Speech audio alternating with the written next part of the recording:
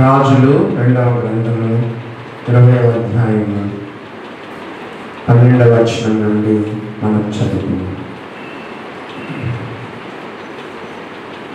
ఆ కాలమందు బబులోను రాజును బలదాను కుమారుడునైన బెరోదప్పలదాను హిజ్కియా రోగి అయి ఉండిన సంగతి విని పత్రికలను కానుకను అతని యొద్దకు పంపగా హిజ్కియా దూతలు వచ్చిన మాట విని వారిని లోపలికి రప్పించి తన నగరమందేమి రాజ్యమందేమి కలిగిన సమస్త వస్తువులలో దేనిని మరుగు చేయక తన పదార్థములు గల కొట్టును, వెండి బంగారములను, గంధవర్గములను, పరిమళ తైలమును, ఆయుధశాలను, తన పదార్థములలో ఉన్న సమస్తమును వారికి చూపించను. మనము చదివిన వాక్యాన్ని, చదవబోతున్న వాక్యాలను దేవుడు మన కొరకు దీవించును గాక. రాజులు 2వ గ్రంథము 20వ అధ్యాయము మనము 12వ వచనం నుండి చదువుకున్నాం. ఆ కాలంలో బబులోను రాజు బలదాను కుమారుడైన బెరోదప్పలదాను హిజ్కియా రోగి అయి ఉండిన సంగతి విని పత్రికలను కానుకను అతని యొద్దకు పంపెను.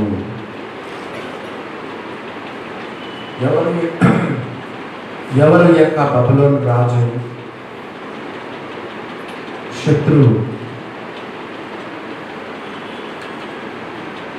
శత్రువు హిజ్కియా దగ్గరికి ఏం తీసుకొచ్చాడు? ఏమేమి తీసుకొచ్చాడో చూడండి. రాజు పంపిన పత్రికలను తీసుకొచ్చాడు, కానుకను కూడా అతని యొద్దకు తీసుకొచ్చాడు. హిజ్కియా నమ్మినాడు, శత్రువులను నమ్మినాడు.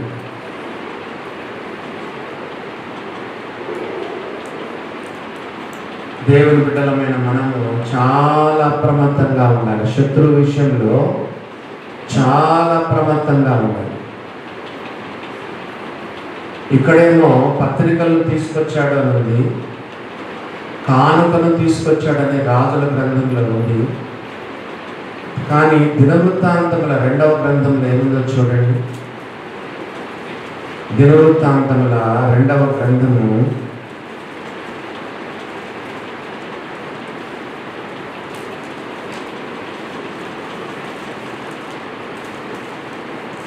2వ గ్రంథము 32వ అధ్యాయము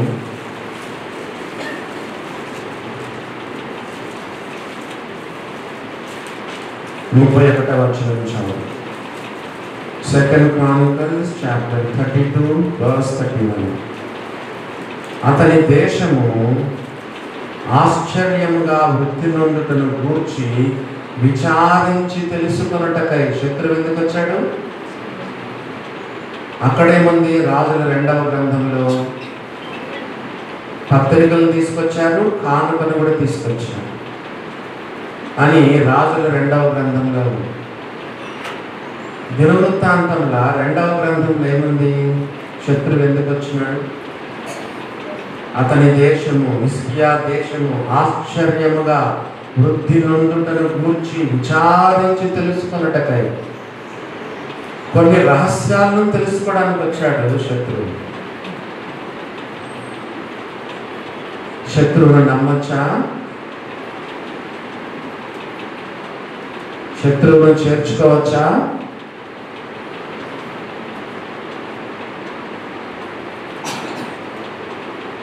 బైబిల్లో చాలా చోట్ల మెలకువగా ఉండండి అని రాయబడి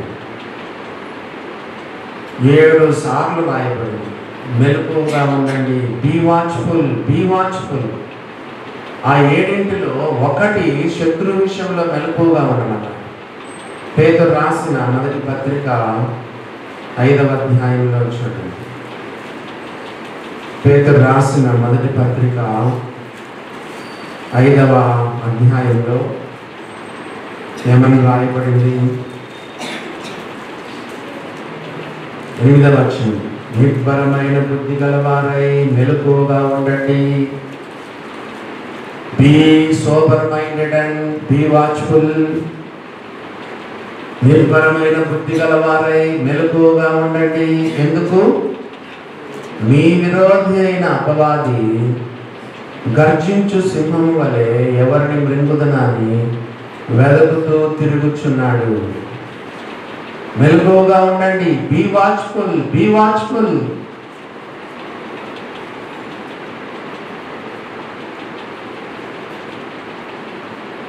నిర్భరమైన బుద్ధి గలవారై మెలకువగా ఉండండి. ఎందుకంటే శత్రువు ఉన్నాడు, శత్రువు ఉన్నాడు.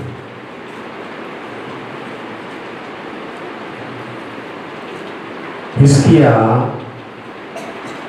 బబులోను రాజు శత్రువు పంపించిన దూతలను నమ్మినాడు.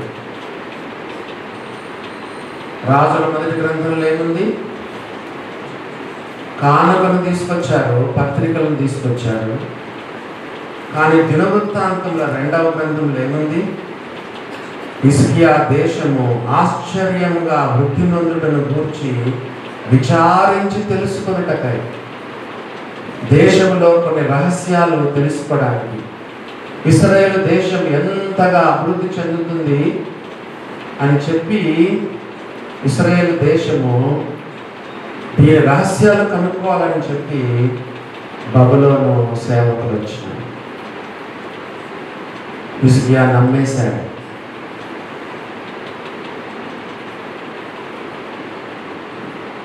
శత్రువును మనం నమ్మొచ్చా? కొరింథీయులకు రాసిన 2వ పత్రిక 2వ అధ్యాయం, 2 Corinthians chapter 2 verse 11. Last line చదవండి. కొరింథీయులకు రాసిన 2వ పత్రిక 2వ అధ్యాయము 11వ వచనం లాస్ట్ లైన్ చూడండి. సాతాను తంత్రములను మనము ఎరగని వారము కాము. 2వ కొరింథీ 2వ అధ్యాయము 11వ వచనం, సాతాను తంత్రములను మనము ఎరగని వారము కాము. ఇంగ్లీష్ బైబిల్లో, ఒక ఇంగ్లీష్ బైబిల్లో స్కీమ్స్ అంటే తెలుసా? బాగా ప్లాన్ చేసి స్కీమ్ చేస్తారు. ఇంకో బైబిల్లో టాక్టిక్స్ అని ఉంది. సాతాను తంత్రములు అంటే టాక్టిక్స్ అంటే స్కీమ్స్. సాతాను తంత్రములను మనం ఎరగని వారము కాము. బబులోను రాజు శత్రువు సేవకులు పంపించాడు, పైకేమో కానుకలు పంపించాడు. కానీ దినవృత్తాంతంలో 2వ గ్రంథంలో దేశంలో ఎందుకు ఇంత అభివృద్ధి చెందుతుంది అని చెప్పి రహస్యాలు తెలుసుకోవడానికి బబులోను రాజు పంపిస్తే మన హిజ్కియా రాజు వాళ్ళని నమ్మినాడు. ఏం చేశాడో చూడండి. రాజులు 2వ గ్రంథం. శత్రువులు నమ్మి ఏం చేశాడో చూడండి. రాజులు 2వ గ్రంథం 20వ అధ్యాయం 12వ వచనం. ఆ కాలమందు బబులోను రాజును బలదాను కుమారుడైన బెరోదక్బల దాను హిజ్కియా రోగి అయి ఉండిన సంగతిని విని పత్రికలను కానుకను అతని యొద్దకు పంపక, హిజ్కియా దూతలు వచ్చిన మాట విని వారిని లోపలికి రప్పించి. ఎంత పొరపాటు చేస్తున్నాడు హిజ్కియా? శత్రువులను లోపలికి రప్పించి తన నగరునందేమి రాజ్యమందేమి కలిగిన సమస్త వస్తువులలో దేనిని మరుగు చేయక తన పదార్థముల గల కొట్టును, వెండి బంగారములను, గంధవర్గములను, పరిమళ తైలమును, ఆయుధశాలను, తన పదార్థములను సమస్తమును వారికి చూపించను. శత్రువులకు అంతా చూపించాడు. ఆఖరికి తన ఆయుధశాలను ఆయుధశాల అంటే ఆయుధాలు, ఏమేమి ఆయుధాలు ఉంటాయో అవి కూడా చూపించేసి, కొన్నిసార్లు విశ్వాసులు తెలిసి కూడా కొన్నిసార్లు చాలా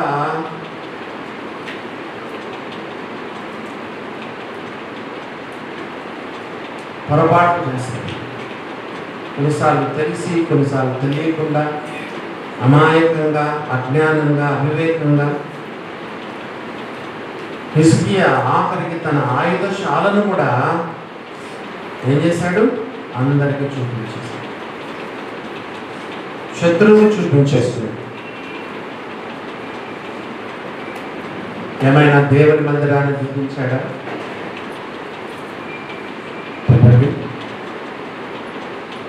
ఏమైనా దేవుని మందిరాన్ని చూపించాడా? దేవుని ఆరాధన చేసే విధానం ఏమైనా చూపించాడా? పోన్లే, తన నిజమైన దేవుని గురించిన గ్రంథం, ధర్మశాస్త్ర గ్రంథం, ఇది మేము పాటిస్తాము, ఈ వాక్యమే, ఈ ధర్మశాస్త్రమే 19వ కీర్తనలో రాయబడి, అది కన్నులకు వెలిగించును, అది ప్రాణమును తెప్పరిలా చేయు. ఈ వాక్యం, ఈ ధర్మశాస్త్రం మేము పాటించేది. ఏమైనా దేవుని యొక్క ఆలయాన్ని చూపించాడా? మందిరాన్ని చూపించాడా? దైవ గ్రంథమైన ధర్మశాస్త్రాన్ని చూపించినాడా? దేవుని ఆరాధించే విధానాన్ని ఏమైనా శత్రువులకు చూపించినాడా? అవి చూపించలేదు. కానీ లోపలికి తీసుకెళ్ళి తన నగరునందేమి రాజ్యమందేమి కలిగిన సమస్త వస్తువులలో దేనిని మరుగు చేయక తన పదార్థంలో గల కొట్టును, వెండి బంగారములను, గంధవర్గములను, పరిమళ తైలమును, ఆయుధశాలను, తన పదార్థంలో ఉన్న సమస్తమును వారికి అనగా శత్రువులకు చూపించాడు. మనం కూడా కొంతమంది ఇళ్ళకి వెళ్తే కొంతమంది డౌలు డంబాలుగా అన్నీ చూపిస్తారు కదా, ఇది అది అది గృహప్రవేశం చేసినప్పుడు సరే దాంట్లోనే మనం కదా, కొంతమంది అన్నీ కొంతమంది ముఖ్యంగా సిస్టర్స్ ఎప్పుడైనా పోతే వాళ్ళ లోపల బీరువాళ్ళ బంగారం అంతా బయటికి లాగుతారు, అంతా చూపిస్తారు. ఇంకా వాళ్ళ దగ్గర ఏమేమి ఉన్నో అన్నీ చెప్పుకుంటారు, డౌళ్ళన్నీ చెప్పుకుంటారు. ఓ దేవుని బిడ్డలారా, ఇక్కడ లేదు. కానీ దినవృత్తాంతంలో 2వ గ్రంథంలో ఏముందో చూడండి. ఇక్కడ లేదు. దినవృత్తాంతంలో 2వ గ్రంథంలో ఏముందో చూడండి. 2 Chronicles chapter 32.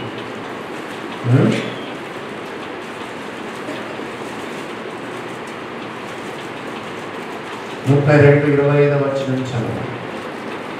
దినవృత్తాంతముల 2వ గ్రంథము 32వ అధ్యాయము 25వ వచనం చదువు. అయితే హిజ్కియా మనస్సున గర్వించి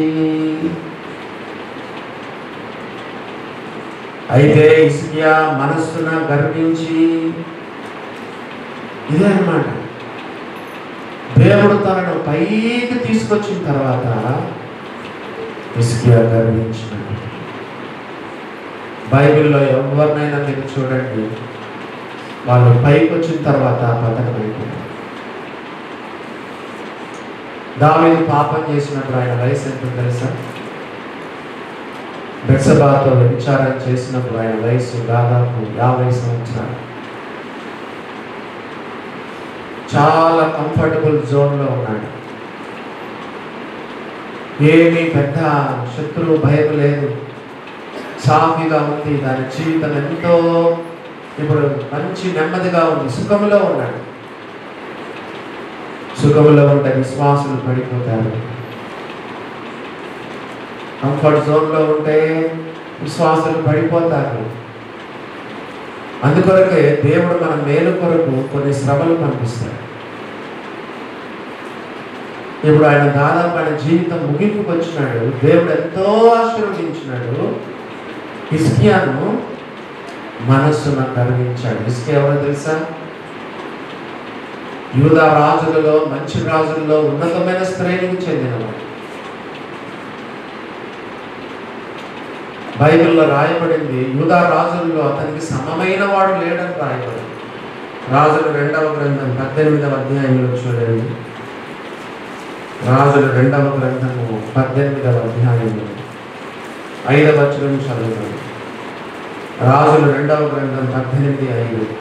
అతడు ఇశ్రాయేలు దేవుడైన యెహోవా యందు విశ్వాసం ఉంచినవాడు. అతని తరువాత వచ్చిన యూదా రాజులలోను అతని పూర్వీకులైన రాజులలోను అతనితో సమమైన వాడు ఒకడును లేడు. బైబిల్ ఏముంది?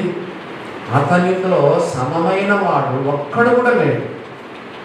అంత మంచి రాజు, ప్రార్థనాపరుడు, ఆత్మీయుడు, యోగ్యుడు, మంచి రాజు, ఎన్నో సంస్కరణలు చేసినటువంటి వాడు, ఎన్నో మార్పులు తీసుకొచ్చినాడు దేశంలో. ఇటువంటి హిజ్కియా ఇప్పుడు మనస్సును గర్విస్తుంది. గర్వించే శత్రువులను లోపలికి తీసుకొచ్చి చూడండి, ఇది చూడండి, అది చూడండి, ఇది చూడండి అని మొత్తం గర్వం. బైబిల్లో చేయబడిన మొట్టమొదటి పాపం ఏంటో తెలుసా? మీలో కొంతమంది వెంటనే ఆదామవలు పండు తిన్నారు అంటారు. అది కాదు. బైబిల్లో చేయబడిన మొట్టమొదటి పాపం చదవండి. హెజ్కేలు గ్రంథము 8వ అధ్యాయం. హెజ్కేలు గ్రంథము 28వ అధ్యాయము.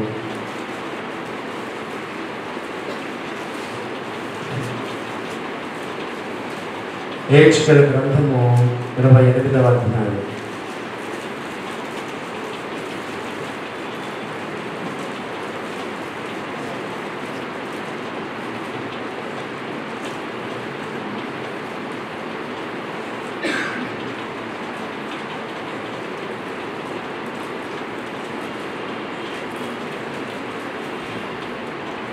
హెజ్కేలు గ్రంథము 28వ అధ్యాయము 17వ వచనం చదువుతారా? నీ సౌందర్యము చూచుకొని నీవు గర్వించిన వాడవై. ఎవరు? This passage is written when Lucifer turned into Satan. Lucifer సాతానుగా మార్చబడినప్పుడు రాయబడినటువంటి ప్యాసేజ్ ఇది. తెలుగులో తేజో నక్షత్రం అని రాయబడింది. ఆయన ఎవరంటే ఫైర్ లీడర్. ఆయన ఎవరంటే పాటలు నడిపించే ప్రధాన గాయకుడు. ఎవరు? సేటన్. దేవుని కంటే కొంచెం తక్కువ స్థానంలో ఉండేది. అభిషేకింపబడిన కెరూబని రాయబడింది. 14వ వచనం చదవండి. అభిషేకింపబడిన కెరూబు. 13వ వచనం. దేవుని తోట ఏదోనలో ఉంటుంది. మాణిక్యము, గోమేధికము, సూర్యకాంతమని, రక్తవర్ణపు రాయి, సులిమాని రాయి, మరకతము, నీలము, పద్మరాగము, మాణిక్యమును అమూల్య రత్నములతోనూ బంగారముతోనూ అలంకరింపబడి ఉన్నాను. 14వ వచనం. అభిషేకింపబడిన కెరూబు. 15వ వచనం 2వ లైన్. పాపముని యందు కనపడు వరకు ప్రవర్తన విషయంలో నువ్వు యథార్థముగా ఉంటుంది. ఆదాము అవ్వలు చేసిన పాపము కంటే కూడా సృష్టిలో చేయబడిన మొట్టమొదటి పాపము సేటన్. నీవు నీ సౌందర్యం చూచుకొని నీవు గర్వించిన వాడవై, నీ తేజస్సు చూచుకొని నీ జ్ఞానము చెరుపుకొంటివి, కావున నేను నేలను పడవేసేదను. యెషయా గ్రంథం 14వ అధ్యాయంలో మనకు తెలుసు. తేజో నక్షత్రమా, వేకువ చుక్క, నువ్వెట్లు ఆకాశం నుండి పడితివి. 14:12. జనములను పడగొట్టిన నీవు నేల మట్టుకు ఎట్లా నరకబడితివి. గర్వించినాడు. నేను ఆకాశం నుండి ఎక్కిపోయేదను, దేవుడు నక్షత్రం పైగా నా సింహాసనం చింతను, ఉత్తర దిక్కున సభాపర్వతం మీద కూర్చుండును, మేఘ మండలం మీదకి ఎక్కుదును, మహోన్నతునితో నన్ను సమానంగా చేసుకుందును అని మనసులో అనుకుంటుంది కదా. గర్వం. నా చిన్న సేవా జీవితంలో నేను కొంతమందిని గమనించినాను.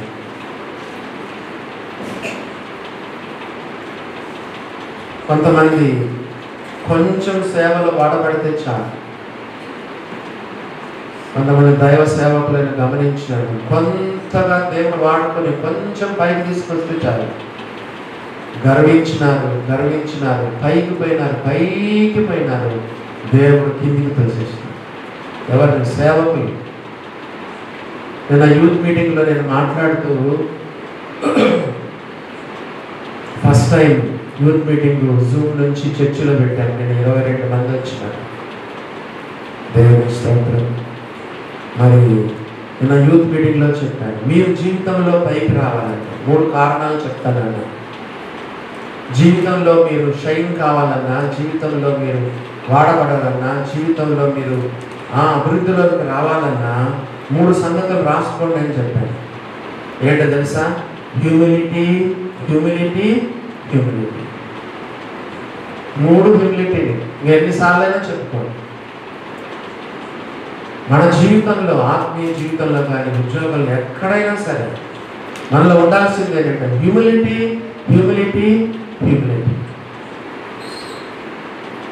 సాతాను తను తాను హెచ్చించుకున్నాడు, కింద పడబోయబడ్డాడు. మన ప్రభువైన యేసుక్రీస్తు తను తాను తగ్గించుకుని, ఫిలిప్పీయులకు రాసిన పత్రిక 2వ అధ్యాయంలో తను తాను తగ్గించుకుని ఆయన పైకి ఉన్నతమైన స్థానానికి, అన్ని నాముల కంటే పైనామానికి యేసు ప్రభు హెచ్చించబడ్డాడు. సమస్త ఆధిపత్యం కంటే, అధికారం కంటే, శక్తి కంటే, యుగమునందు మాత్రమే కాక రాబో యుగమునందును పేరు పొందిన ప్రతి నామము కంటేను ఎంతో హెచ్చుగా క్రీస్తు హెచ్చింపబడ్డాడు.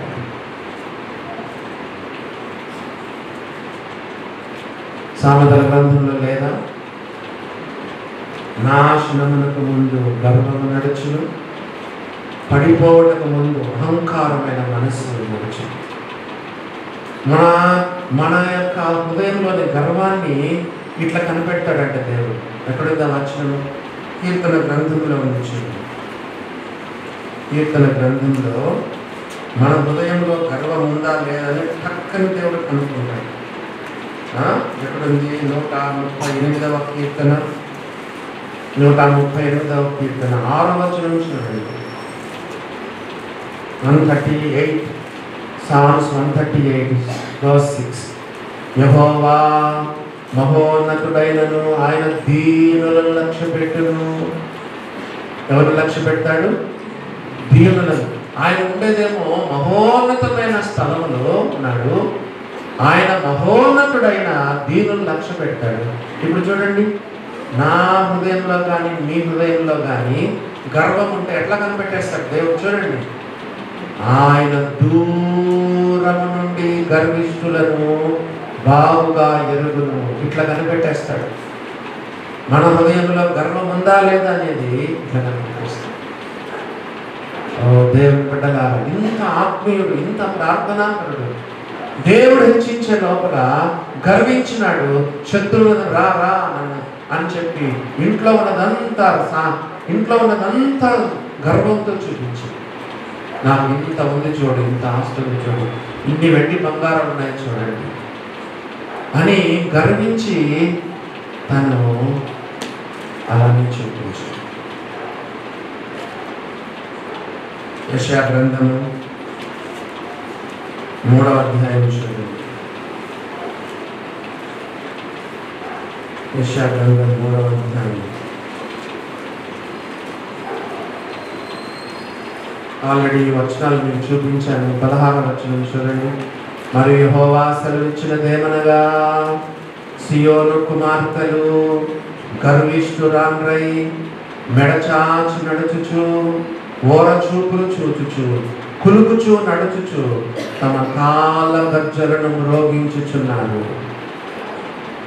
సియోను కుమార్తెలు గర్విష్ఠురాండ్రంట. వాళ్ళ గర్వం ఎక్కడెక్కడ కనిపిస్తుంది? మెడ చాచి నడుస్తారంట, మెడలో గర్వం. ఇంకా చూడండి, ఓర చూపులు చూచుచు, నీ చూపుల్లో గర్వం ఉందో లేదో కనిపెట్టచ్చు, నీ మెడలో గర్వం ఉందో లేదో కనిపెట్టచ్చు. కులుగుచూ నడుచుచు, నీ నడకలోనే తెలిసిపోతుంది నీలో ఎంత గర్వం ఉందో అనేది. ఓ దేవుని బిడ్డలాగా, దీన్ని బాడీ లాంగ్వేజ్ అంటారు. యేసు ప్రభు నమ్ముకున్న వాళ్ళ బాడీ లాంగ్వేజ్ కూడా మంచిగా ఉంటుంది. కాబట్టి మనం చదువుతున్నాము దినవృత్తాంతముల 2వ గ్రంథం 32వ అధ్యాయంలో 25వ వచనం చదువుదాం, 26వ వచనం కూడా చదువుదాం. అయితే హిజ్కియా మనస్సున గర్వించి, 2వ దినవృత్తాంతాలు 32:25. అయితే హిజ్కియా మనస్సున గర్వించి తనకు చేయబడిన మేలుకు తగినట్టు ప్రవర్తింపనందున, తనకు చేయబడిన మేలుకు తగినట్టు ప్రవర్తించలేడు. ఇది రెండవ తప్పు. చూడండి, దేవుడు తనకు ఎంత మేలు చేశాడు. ఏం మేలు చేశాడు చెప్పండి? హిజ్కియా, నీవు బ్రతకవు, నీ ఇల్లు చక్కబెట్టుకో అని దేవుడు చెప్పిన తర్వాత ఏడుస్తే, దేవుడు ఆయన 15 సంవత్సరాలు ఆయుష్ ఇస్తే, దేవుడు తనకు చేసిన మేలుకు తగినట్లు ప్రవర్తించలేదు. విశ్వాసులు కూడా ఇట్లా అవుతారా? దేవుని బిడ్డలారా, మనం దేవుని అడగాలి, ప్రభువా నేను ఎట్లా ఉన్నానో నాకు చూపించు. Give me more light on my self. నన్ను కూర్చిన అవగాహన నాకు దయచేయి, నన్ను కూర్చిన ప్రత్యక్షత నాకు దయచేయి, నన్ను కూర్చిన రెవల్యూషన్ నాకు దయచేయి. కొన్నిసార్లు మనం ఏం చేస్తున్నామో మనకు అర్థం కాదు, గుడ్డిగా మనం పోతాం. ఇంత మంచి విశ్వాసి తనకు దేవుడు చేసిన మేలుకు ఏముంది? తనకు చేయబడిన మేలుకు తగినట్టు ప్రవర్తింపనందున అతని మీదికి యెరూషలేము, అతని మీదికి యూదా యెరూషలేము వారి మీదికి కోపము వచ్చింది. దేవుడు కోపపడేంత వరకు గర్వించినాడు. దేవుడు కోపగించేంతగా దేవుడు చేసిన మేలుకు తగినంతగా ప్రవర్తింపలేదు. దేవుడు మన పట్ల చేసిన మేలను కృతజ్ఞతగా జీవించాలి.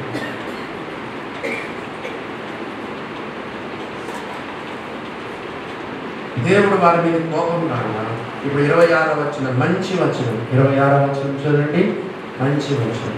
హిజ్కియా హృదయ గర్వము విడచింది. చూసారా? హిజ్కియా హృదయ గర్వము విడచింది. దేవుడు అడగాలి, ప్రభువా నాలో గర్వం ఉండకూడదు. గర్వించినామంటే పతనమే. Chapter close. హిజ్కియా హృదయ గర్వం విడిచినాడు. ఎంత తగ్గించుకున్నాడు, ఏం ప్రార్థన చేశాడు? ప్రభువా వద్దయ్యా, వద్దు, ఈ యొక్క డౌలు డంబాలు అతిశయాలు వద్దయ్యా, పొరపాటును చూపించేశానయ్యా, నాకున్నదంతా ఆస్తిపాస్తులు ఆయుధశాల అంతా చూపించాను, గర్వంతో చూపించాను, నాకు ఇంతుంది అంతుంది అంతుంది అంతుందని అంత శత్రువు చూపించాను, నన్ను క్షమించయ్యా అని చెప్పి దేవుని సన్నిధిలో ఎంత పశ్చాత్తాపన్నాడు. మొత్తానికి హృదయ గర్వం విడిచిపెట్టేసి అప్పుడు ఏముందో చూడండి. తాను యెరూషలేము కాపురస్తులను తమ్మును తాను తగ్గించుకునేది. ఎవరంట? తాను అంటే హిజ్కియా, యెరూషలేము కాపురస్తులు తమ్మును తాము తగ్గించుకునేది. అంత మంచి మాట. ఒక రాజు తను తాను తగ్గించుకునేది. ఇలాగ చెప్పాను కదా, హ్యూమిలిటీ హ్యూమిలిటీ హ్యూమిలిటీ. ఎక్కడైనా సరే, కోడళ్ళు అత్తల దగ్గర, భార్యలు భర్తల దగ్గర, ఆఫీస్లో అధికారుల దగ్గర. అసలు పేదలు ఏమంటారు తెలుసా? ఎదుటివానుడుల దీన మనసును వస్త్రం ధరించుకోవాలి. ఎవరైనా కాదు, చిన్నలైనా పెద్దలైనా అధికారులైనా ఎవరైనా సరే ఎదుటివానుడుల దీన మనసును వస్త్రం ధరించుకొని మిమ్మల్ని మీరు అలంకరించుకుని అప్పుడు ఏమైంది? తమను తాము తగ్గించుకున్నప్పుడు ఏమైందో చూడండి. 26వ వచనం, హిజ్కియా హృదయ గర్వం విడిచి తాను యెరూషలేము కాపురస్తులను తమను తాము తగ్గించుకొనిరు కనుక హిజ్కియా దినములలో యెహోవా కోపము జనుల మీదికి రాలేదు. బైబిల్లో చాలా చోట్ల దేవుడు తన మనసును మార్చుకుంటాడు. ఇంకా 40 రోజుల్లో నినివేకు దుర్గతి కలుగుతుందని ప్రకటించంటే వాళ్ళందరూ పశువులతో సహా, రాజుతో సహా, సింహాసనం దిగి మనుషులు, పశువులు, రాజు అందరూ కోనకట్ట కట్టుకుంటే బైబిల్లో రాయబడింది, తాను ఉద్దేశించిన కీడును చేయక యెహోవా పశ్చాత్తాపపడేది. చాలా సందర్భాల్లో దేవుడు తన మనసును మార్చుకుంటాడు. దైవ సన్నిధిలో మనం తగ్గించుకుంటే, హృదయ గర్వాన్ని విడిచిపెడితే దేవుడు తన మనసును మార్చుకొని రావాల్సిన శిక్ష రాకుండా, మన మీద ఆయన కోప్పడకుండా ఆయన మనసు మార్చుకుంటాడని దేవుని వాక్యంలో మనం చూస్తాము. ఇప్పుడు మనం తిరిగి మన పాఠ్య భాగానికి వెళ్ళిపోతాం. రాజుల 2వ గ్రంథం 20వ అధ్యాయము 14వ వచనం. రాజుల 2వ గ్రంథము 20వ అధ్యాయము 14వ వచనం. 2 Kings chapter 20 verse 14. పిమ్మట ప్రవక్త అయిన యెషయా రాజైన హిజ్కియా వద్దకు వచ్చి, చూసారా, తప్పు చేసిన వెంటనే హిజ్కియా వచ్చేస్తాడు. ఎవరు? యెషయా వస్తున్నాడు. మంచిదా కాదా? మనకి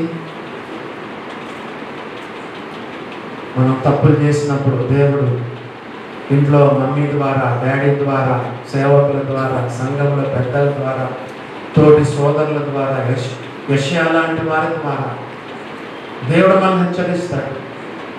మనం తప్పిపోతున్నప్పుడు దేవుడు చూడండి వెంటనే పంపిస్తాడు.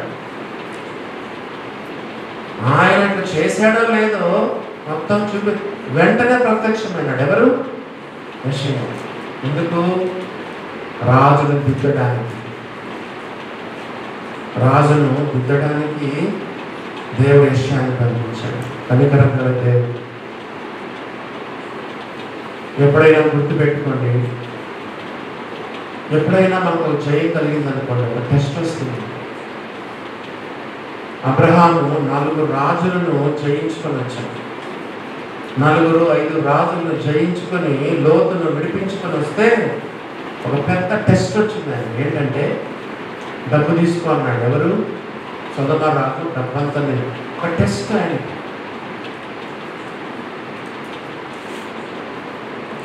మరి ఈ టెస్ట్లో అంతకుముందు దేవుడు ఎంత పెద్ద విజయం ఇచ్చాడు. 1,85,000 మంది శత్రువులు ఒక రాత్రిలోనే దేవతలతో వచ్చి చంపేశారు. అంత పెద్ద జయం. ఇప్పుడు ఆయనకు ఒక టెస్ట్. మనం ఆ వచనం చదవలేదు, చదువుదాం చూడండి. ఆ వచనం మనం చదవడం మర్చిపోయాం. దినవృత్తాంతంలో 2వ గ్రంథము 32వ అధ్యాయము 31వ వచనం మళ్ళా చదవండి. 2 Chronicles 32-31. Very very important. దినవృత్తాంతంలో 2వ గ్రంథం 32-31. హిజ్కియా దేశము ఆశ్చర్యముగా వృద్ధి నొందుటను గూర్చి విచారించి తెలుసుకొనుటకై శత్రువులు వచ్చారు. బబులోను అధిపతులు అతని యొద్దకు పంపిన రాయబారుల విషయంలో అతని శోధించి, దేవుడు వాళ్ళు వస్తుంటే దేవుడు అనుమతించినాడు. శత్రువులు ప్లాన్ చేసుకొని ఈయన దేశమును కనుక్కుందాము, ఎందుకు ఈయన దేశం ఇంతగా అభివృద్ధి పొందుతుంది అని వాళ్ళు వస్తూ ఉంటే దేవుడు ఇతను టెస్ట్ చేద్దాం, ఏం చేస్తాడో చూద్దాం. హిజ్కియా ఏం చేస్తాడు? వాళ్ళ లోపలికి రప్పిస్తాడా, పొమ్మంటాడు? తనకున్నదంతా చూపిస్తాడా, లేదా ఏదైనా దేవుడి గురించి చెప్తాడా? ఇదొక టెస్ట్. దేవుడు ఆయన టెస్ట్ చేశాడు. దేవుడు అనుమతించాడు. శత్రువులు వస్తుంటే అనుమతించాడు. చూడండి, అతని శోధించి అతని హృదయంలోని ఉద్దేశమంతా తెలుసుకోవాలని దేవుడు అతన్ని విడిచిపెట్టెను. ఏం చేస్తాడో చూద్దాం. బబులోను రాజు తన సేవకులను పంపిస్తే ఈ యొక్క హిజ్కియా ఏం చేస్తాడో అని దేవుడు అతన్ని శోధించాడు. మరి ఇంగ్లీష్ బైబిల్లో ఏముందో దేవుడు కొన్నిసార్లు టెస్ట్ చేస్తాడు. టెంప్ట్ చేసేదేమో సేటన్, టెస్ట్ చేసేదేమో దేవుడు.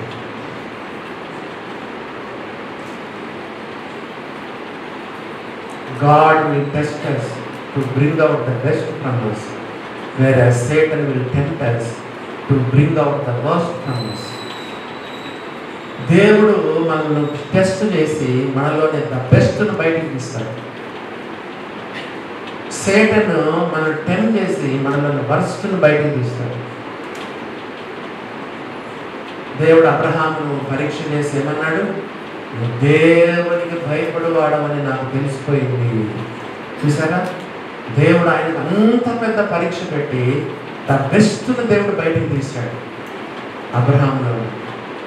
ఈ సమయంలో దేవుడు హిజ్కియాను టెస్ట్ చేశాడు, శోధించి, మళ్ళీ చదవండి, శోధించి అతని హృదయంలోని ఉద్దేశమంతా తెలుసుకోవాలని దేవుడు అతన్ని కొంతసేపు విడిచిపెట్టేశాడు. చూద్దాం ఏం చేస్తాడు హిజ్కియా. ఏం చేశాడు? అట్టకు ఫెయిల్ అయిపోయాడు. శత్రువులు వస్తే లోపల తీసుకెళ్ళాడు, మొత్తం అంతా చూపించినాడు. చూడు, నేను ఎంత షౌకారు, నాకు ఎంత ఉందో చూడు, నా ఘరానా చూడు, నా డబ్బులు చూడు, నా డంబాలు చూడు, నాకున్న ఆయుధాలు చూడు, నాకున్న వెండి బంగారాలు చూడు. దేవుడు బిడ్డలా, దేవుడు విశ్వాసులను పరీక్ష పెడతాడు. విశ్వాసులమైన కూడా కొన్నిసార్లు దేవుడు చిన్న పరీక్షలు పెట్టాడు. చిన్న పరీక్షలు. కొన్ని సందర్భాల్లో పెద్ద వాచుకుని చిన్న విషయాలు కొంతమంది అబద్ధాలు పెట్టారు. చిన్న విషయం, చిన్న టెస్ట్ కూడా కొన్నిసార్లు దేవుడు పెడతాడు.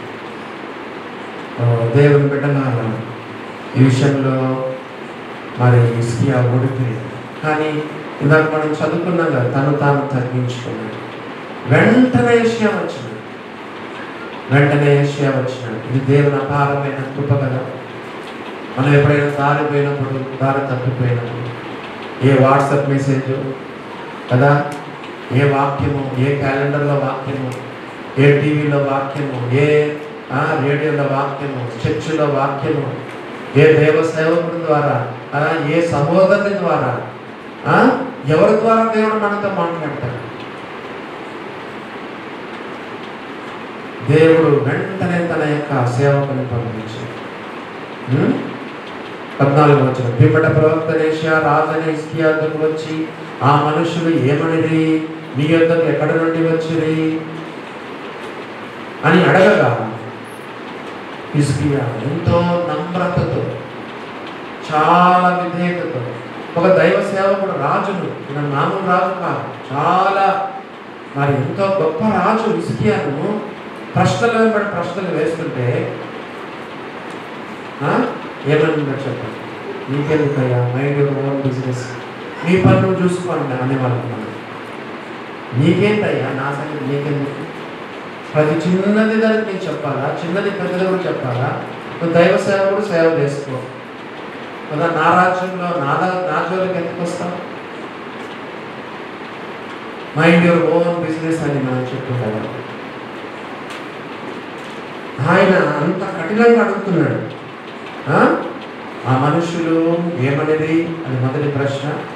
రెండవ ప్రశ్న, నీ యొద్దకు ఎక్కడ నుండి వచ్చేది అని అనగా, హిజ్కియా బబులోను దూరదేశం నుండి వారు వచ్చి ఉన్నారని చెప్పింది. మూడవ ప్రశ్న 15వ వచనంలో, మీ ఇంటిలో వారు ఏమి చూచింది? చూసారా దేవుని బిడ్డలారా, మీకు ఆల్రెడీ చెప్పాను ఒక విషయం, అలా గుర్తు చేస్తాను. ఇంత జ్ఞానవంతుడు సొలొమోను చాలా జ్ఞానవంతుడు. కానీ కామాతురత కలిగిన వాడు వృద్ధాప్యానికి వచ్చే లోపల తన భార్యల నిమిత్తము అన్య దేవతలకు ధూపం వేశాడు, గుళ్ళను కట్టించాడు.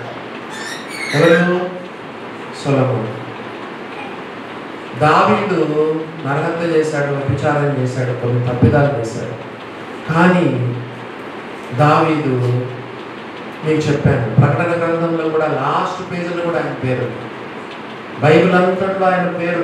దావీదు ఎన్ని తప్పులు చేసినా దేవుని దగ్గర ఘోరంగా ఏడ్చి పశ్చాత్తాపపడాడు. ఈవెన్ ఆఖరి పేజీలో కూడా దావీదు పేరు. ప్రకటన గ్రంథం 22వ అధ్యాయం, దావీదు వేరు చిగురును యేసు ప్రభు చెప్తాడు. నేను దావీదు వేరు చిగురును అని యేసు ప్రభు వారు చెప్తారు. ఎందుకంటే దావీదు దగ్గర కొంతమంది దైవ సేవకులు ఉంటారు. ఎవరు? నాతాను, దావీదు. తనకేమైనా సమూయేలు కూడా, సమూయేలు దగ్గర విచారించాడు కొన్ని సందర్భాల్లో. సౌలు తరుపుతా ఉంటే ఒకసారి దావీదు పరుగులు తీసుకుంటా సమూయేలు దగ్గరికి వెళ్ళాడు. దావీదుకి ఎవరు ఉన్నారు చెప్పండి? దైవ సేవకులు ఎవరు ఉన్నారు? నంబర్ 1 సమూయేలు ఉన్నాడు, నంబర్ 2 నాతాను ఉన్నాడు, నంబర్ 3 గాదు ఉన్నాడు. తనకు ప్రార్థన చేయడానికి, కౌన్సిలింగ్ తీసుకోవడానికి, వాళ్ళ దగ్గర నుండి హెచ్చరికలు పొందడానికి, వాళ్ళ దగ్గర నుండి ఆత్మీయమైన మేలు పొందడానికి, సలహాలు తీసుకోవడానికి, సజెషన్స్ కదా, ఆత్మీయమైన కౌన్సిలింగ్ తీసుకోవడానికి తనకంటూ కొంతమంది దైవ సేవకులు ఉన్నారు. సొలొమోనుకు ఒక్క దైవ సేవకుడు తన జ్ఞానం పైన ఆధారపడి ఏ దైవ సేవకుని దగ్గరికి తెలియదు. అందుకే సొలొమోను పతనం. హిజ్కియాకు ఎవరున్నారు? మాటి మాటికి యెషయా వస్తాడు, సలహా చెప్తాడు. మాటి మాటికి యెషయా వస్తాడు, ఏదో ఒక వాక్యం చెప్తాడు. మాటి మాటికి యెషయా వస్తాడు. ఈసారి ఆ దేవుని బిడ్డలారు ఇప్పుడు 3వ ప్రశ్న వేశాడు. వారు నీ ఇంటిలో ఏమి చూచిరని అడగగలరు. హిజ్కియా, నా పదార్థములలో దేనిని మరుగు చేయక నా ఇంటిలో ఉన్న సమస్తమును నేను వారికి చూపించి ఉన్నాను అని పాపం ఫ్రాంక్గానే చెప్తున్నాడు, అబద్ధమే చెప్పాడు. చేయొచ్చాక శత్రువుల లోపల తీసుకొచ్చా, శత్రువులకంతా చూపించొచ్చా, ఆయుధ సాధన చూపించొచ్చా, రహస్యాలన్నీ తెలిసిపోతాయి కదా. శత్రువులను లోపల తీసుకొచ్చేస్తాడు. గర్వంగా దాన్ని చూసుకున్నాను కదా, గర్వించి ఆ పని చేశాడు. నాకు చూడండి ఎంత ఉంది, నా దగ్గర ఎంత ఉంది, ఎన్ని వెండి బంగారం, ఎన్ని ఆయుధాలని గర్వంతో చూపించినాడు. మరి ఉన్న వాస్తవం చెప్పేశాడు. నా పదార్థంలో దేని మరుగు చేయక నా ఇంటిలో ఉన్న సమస్తమును నేను వారికి చూపించి ఉన్నాను. అంతటా హిజ్కియా, అంత యెషయా హిజ్కియాతో ఇట్లని, యెహోవా సెలవిచ్చు మాట వినుము, యెహోవా సెలవిచ్చు మాట వినుము అని చెప్తాం. ఒక చిన్న విషయం మనము ముందు సాక్రమునకు ఒక చిన్న విషయం మనం విన్నాం. 15వ వచనం, 15వ వచనం, మీ ఇంటిలో వారు ఏమి చూచిరి? ఎవరైనా మన ఇంటికి వస్తే మనం ఏం చూపిస్తాం? మన ఇంట్లో ఏముంటారు? ఏం చూస్తున్నారు మన ఇంట్లో? ఒకసారి యేసు ప్రభు మార్త మరి ఇంటికి పోతే ఒకటే సనుగుడు సనుగుడు సనుగుడు సనుగుడు. ఎవరు? మార్తమ్మ ఏమంటుంది? ప్రభువా, నేను ఇలాగ పనిపాట్లో చేస్తుండగా ఒంటరిగా నన్ను విడిచిపెట్టినందుకు నీకు చింత లేదా? ఒక పక్కన మరియ పైన రుసరుసగా ఉంది, యేసు ప్రభు పైన కూడా ఆమె అన్హ్యాపీగా ఉంది. మన ఇంట్లో ఏముంది చెప్పండి? మీ ఇంటిలో వారు ఏమి చూచారంటే మన ఇంట్లో కూడా అందరు ఏం చూస్తున్నారు? చాలాసార్లు మన ఇళ్ళలో ఏం వినిపిస్తున్నాయంటే అరుపులు, కేకలు, కొట్టుకోవడాలు, తిట్టుకోవడాలు కదా. గ్లాసులు విసిరేసేవాళ్ళు, ప్లేట్లు విసిరేసేవాళ్ళు. ఎప్పుడైనా చూసారా? భార్య భర్తలు, భర్త ప్లేట్ విసిరేస్తాడు, భార్య కొన్నిసార్లు భార్య కోపం వచ్చింది అనుకోండి, అంటే మేము దైవ సేవకులు కాబట్టి ఇవన్నీ తెలుస్తూ ఉంటాం. భార్య కోపం వస్తే ఏం తెలుసా? చీపురు తీసుకొని మొత్తం లైట్ పాలు కొట్టేస్తాం. ఓ దేవుని బిడ్డలారా, వారు మీ ఇంట్లో ఏం చూచుది? ఏం చూడాలి? మన ఇంట్లో అందరు ఏం చూడాలి? 118వ కీర్తన 19వ వచనం. అందరూ మన ఇంట్లో ఏం చూడాలి చూడండి. 118వ కీర్తన 19వ వచనం. 118:19 క్షమించండి 15వ వచనం 118, 15.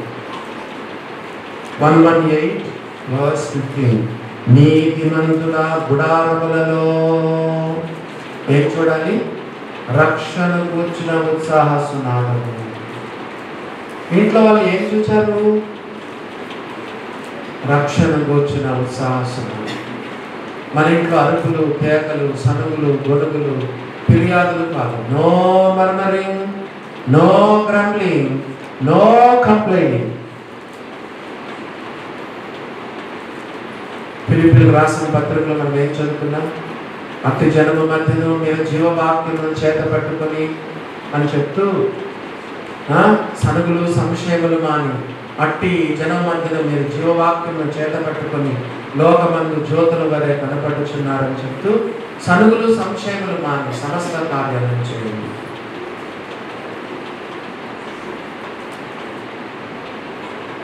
మన ఇంట్లో ఏం కనపడాలంటే రక్షణ కూర్చున్న ఉత్సాహం, పాటలు, క్రైస్తవ సంగీతము,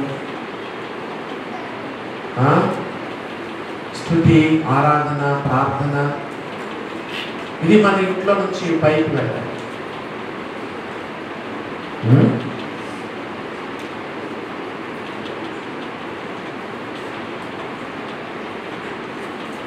పంతొమ్మిదవ వచనం చూడండి. 118, 19. రెండవదిగా మన ఇంట్లో ఏం కనపడాలి? 118, 19. నేను వచ్చినట్లు నీతి గుమ్మములు తీయుడి. గుమ్మం అంటే ఏంటి? వాకిలి. మన డోర్ తెలిసి ఏం చేయాలంట? నేను వాటిలో ప్రవేశించి యెహోవాకు కృతజ్ఞతాస్తులు చెల్లించాను. పాటలు ఉండాలి, స్తుతి ఉండాలి మన ఇంట్లో. మీ ఇంట్లో వాళ్ళు ఏం చూచిరి? నంబర్ 1 రక్షణ కూర్చున్న సునామీ. రెండవదిగా నేను ఆ గుమ్మాలలో ప్రవేశించి ఇంటి లోపలికి వెళ్ళి యెహోవాకు కృతజ్ఞతాస్తులు చెల్లించడం. స్తుతి, స్తుతి మన ఇంట్లో స్తుతి. మీ ఇంట్లో వాళ్ళు ఏం చూచిరి? 101వ కీర్తన 2వ వచనం. 101వ కీర్తన 2వ వచనం. కీర్తనలు 101వ కీర్తన 2వ వచనం. నువ్వు ఎప్పుడు నా యొద్దకు వచ్చేది నిర్దోష మార్గమున వివేకముతో ప్రవర్తించుకొని. నీవు ఎప్పుడు నా యొద్దకు వచ్చేదవు నా ఇంట యథార్థ హృదయముతో నడుచుకుందును. అంటే ఏంటి? మన ఇంట్లో ఏం కనపడాలి? ఇంట్లో వాళ్ళు ఏం చూసిరి? మూడోది ఏం కనపడాలి చెప్పండి? యథార్థత, ఇంటిగ్రిటీ. ఇంకోసారి చెప్పాను, దేవుడు మన నుండి హోలీనెస్ కోరుతాడా, ఆనెస్టీ కోరుతాడా? చెప్పండి. దేవుడు మన దగ్గర నుంచి హోలీనెస్ కంటే కూడా ఆనెస్టీ కోరుతాడు.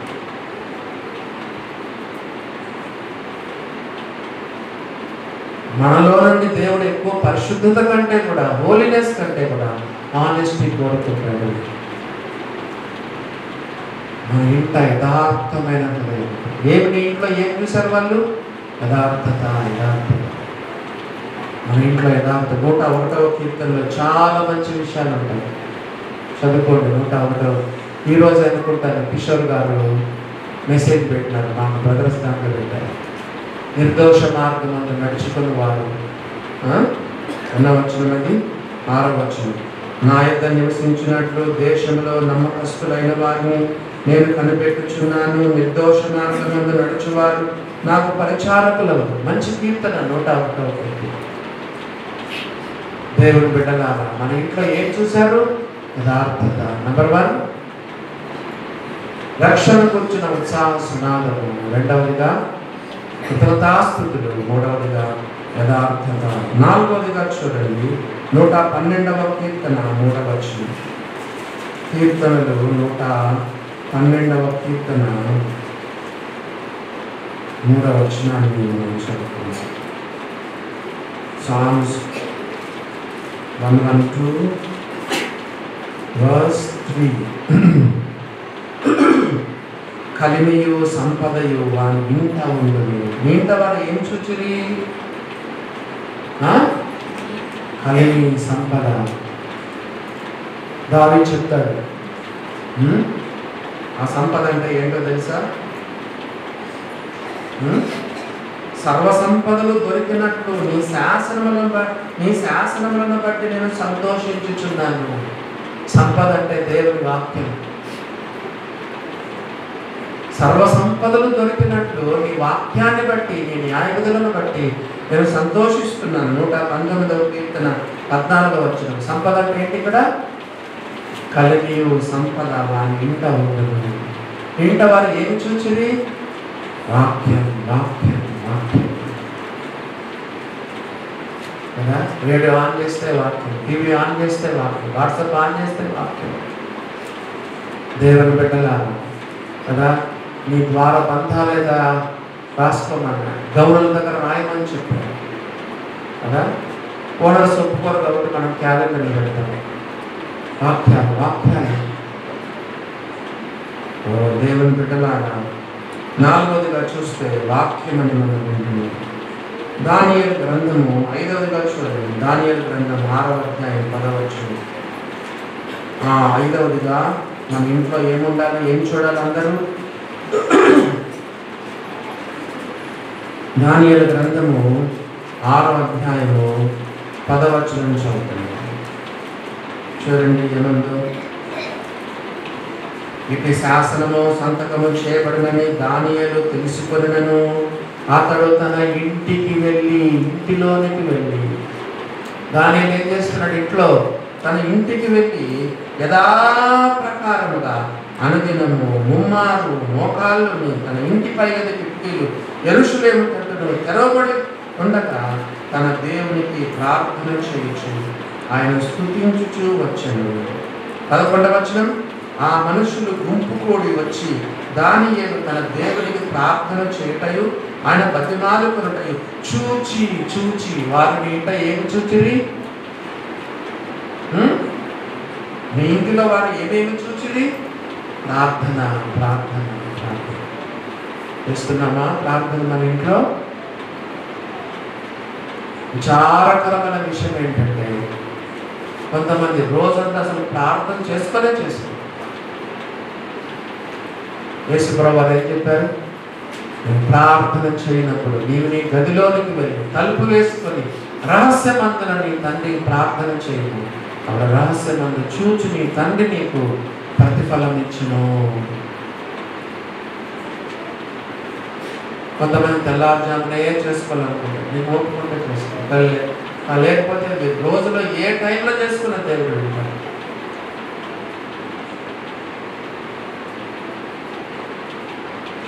ఇంట వారు ఏమి చూచిరి? దానియేలు ప్రార్థన చేస్తారు. ఈ శాసనము సంతకం చేయబడిన దానియేలు తెలుసుకున్నాడు. తన ఇంటికి వెళ్ళి యథాప్రకారం అనుదిన ముమ్మారు మోకాళ్ళను తన ఇంటి పైగది కిటికీలు యెరూషలేము తట్టున తెరవబడి ఉంది. తన దేవునికి ప్రార్థన చేయొచ్చు, ఆయన స్తుతించుచూ వచ్చాను. 6వది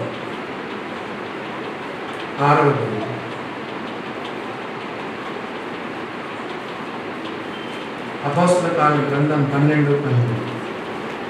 అపోస్తల కాల గ్రంథం మీ ఇంట్లో వారు ఏమి చూచిరి? అపోస్తల కాల గ్రంథము 12:12. మీ ఇంట్లో వారు ఏమేమి చూచిరి?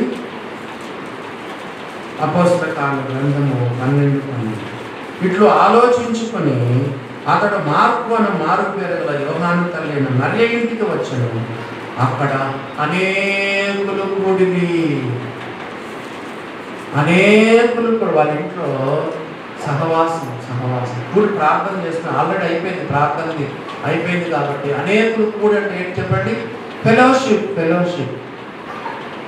ఎన్నడైనా పరిశుద్ధులు ఇంటికి పిలుచుకున్నావా? ఎన్నడైనా ఒక రోజున కాటేజ్ ఇంటికి పెట్టుకున్నావా? లేదా కొంతమంది సోదరులను ఎప్పుడైనా ఇంటికి పిలుచుకొని కొంచెం ప్రార్థన పెట్టుకొని కొన్నిసార్లు సరిపోదు, ఇల్లు సరిపోదు. కొంతమంది చెప్తారు, అన్న ఎక్కువ మంది వద్ద నాకు 5 మంది రాండి, కొంచెం ప్రార్థన చేసుకోండి, భోజనం చేసుకోండి అంట కొంతమంది. మన ఇంట్లో సహవాసం. మారు పేరు గల యోహాను ఇంటిలో అనేకులు కూడి ప్రార్థన. ఇంట్లో ఏం చూశారు వాళ్ళు? సహవాసం అనేకులు కూడి అక్కడ ప్రార్థన చేస్తారు. ఆఖరిగా 7వదిగా మనం చూస్తే యోహాను సువార్త 12వ అధ్యాయం 3వ వచనం. యోహాను సువార్త 12వ అధ్యాయము 3వ వచనం. ఆఖరిగా యోహాను సువార్త మీ ఇంట్లో వాళ్ళు ఏమి చూచిరి? యోహాను సువార్త 12వ అధ్యాయం 3వ వచనం. అప్పుడు మరియా మిక్కిలి నిలవగల జటామాంసి ఒక సేరున్నర ఎత్తు తీసుకొని యేసు పాదములకు పూసి తన తల వెంట్రుకలతో ఆయన పాదములు తుడిచెను. ఇల్లు అత్తర వాసనతో నిండెను. నీ ఇంటిలో వారు ఏమేమి చూచిరి? వాసన అత్తర వాసన. మరియా ఇంటిలో, లాజరు ఇంటిలో ఏం వాసన? అత్తర. కొంతమంది ఇంటిలో దుర్వాసన కదండి. కొంతమంది ఇళ్ళలో ఏంటి చెప్పండి? సినిమా పాటలు, దుర్వాసన, అరుపులు, కేకలు, తిట్టుకోవడాలు, సనుగుళ్ళు, గుడుగుళ్ళు, కంప్లైంట్స్, ఫిర్యాదులు, దుర్వాసన. ఇల్లు అత్తర వాసన. ఇంటిలో వారు ఏం చూచిరి? మంచి వాసన. ఒక రకంగా చెప్పాలంటే ఆరాధన. అందరి ముందర లేచి స్పాంటేనియస్గా చేసి ఆమె వర్షిప్ పబ్లిక్గా చేసింది కదా. స్పాంటేనియస్గా చేసింది, సాక్రిఫిషియల్గా చేసింది, లావిష్గా చేసింది కదా. ఒక సంవత్సరం జీతం అది 300 దేనారాల కంటే ఎక్కువ. అంటే ఆ రోజుల్లో వన్ డే వేజెస్ ఏంటంటే తెలుసా? ఒక రోజు కూలీ, ఆ రోజుల్లో ఒక రోజు కూలీ జీతం ఏంటంటే 1 దేనార్. అట్లా 300 దేనారాల కంటే ఎక్కువ. అంటే ఒక సంవత్సరం జీతాన్ని తీసుకొచ్చి పగలగొట్టి యేసు ప్రభు పాదాలకు తుడిచి ఆయన అంతగా ఆరాధన చేసింది.